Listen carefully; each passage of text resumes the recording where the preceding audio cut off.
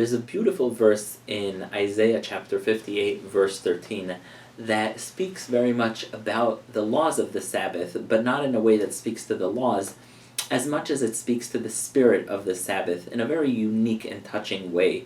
In fact, it is such a moving verse and chapter that we read it on the very day of Rosh Hashanah, on the beginning of the Jewish year.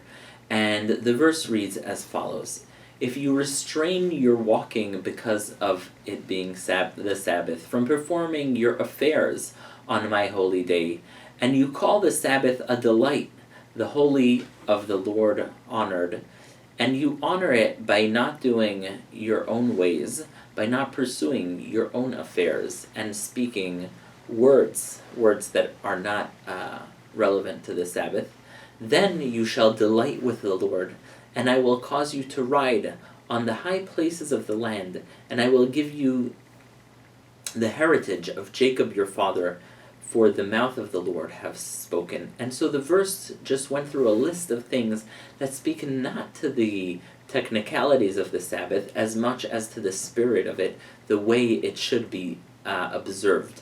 And there are many different aspects of Shabbat that we learn from this verse, which inspire us in the way we observe Shabbat. So the most famous one is calling the Sabbath a delight. There's a mitzvah of oneg Shabbat. You're supposed to enjoy yourself on the Sabbath. You're supposed to indulge on the Sabbath. And this is the source for us making sure that on the Sabbath we don't have just the basic meals, but we have a treat. We have something that's beyond the usual. We don't have a meal that we would have just on a Tuesday, but we have a special meal. We clean the house. We make it look nice.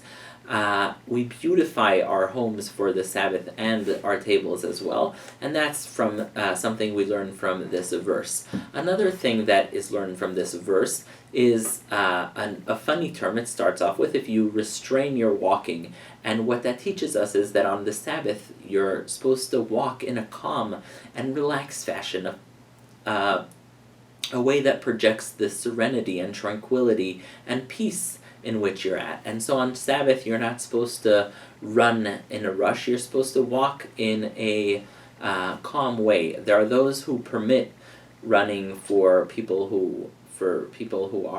children or whoever it is that needs to run as a pleasure, but as a rule, you're not supposed to run or rush on the Sabbath. Another thing is that you're not supposed to do your affairs. You're supposed to give time to yourself, time to family, and so engaging in your own business, even if it's not in a way that violates the Sabbath in a technical way, is something that should be avoided. So for example, you meet your friend in synagogue and you say, "Oh, well, how are the stocks doing, and how's your company doing, and what do you think I should be buying now?"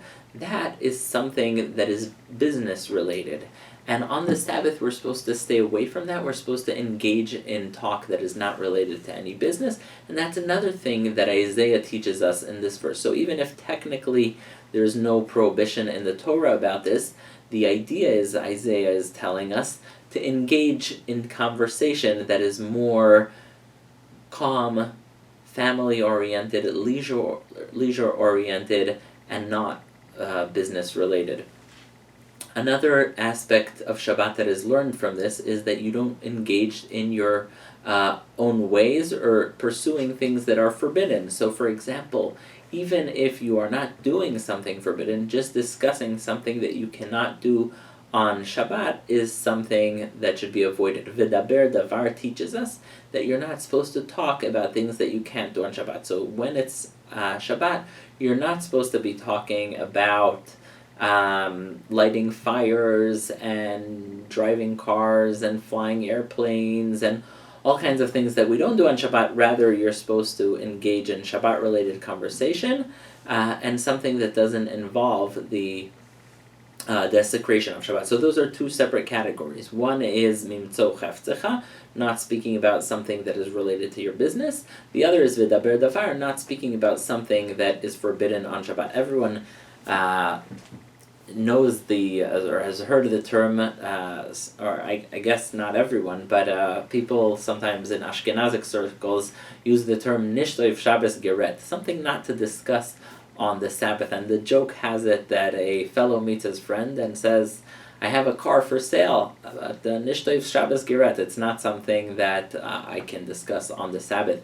And his friend says, well, nishtoiv Shabbos geret, not to discuss it on the Sabbath, but how much is it going for? So he tells him, well, nishtoiv Shabbos geret, not to be discussed on the Sabbath, but it's going for $20,000. And he says, are you kidding me? Nishtoiv Shabbos geret, but I think 15 would be more appropriate. And they go on back and forth, and finally decide on a deal. And a third person walks over and says to the original owner of the car, well, nishtoiv Shabbos geret, not to discuss anything forbidden on the Sabbath, but I heard that you have a car for sale. And the man responds, well, nishtoiv Shabbos geret, not to discuss on the Sabbath, it was already sold.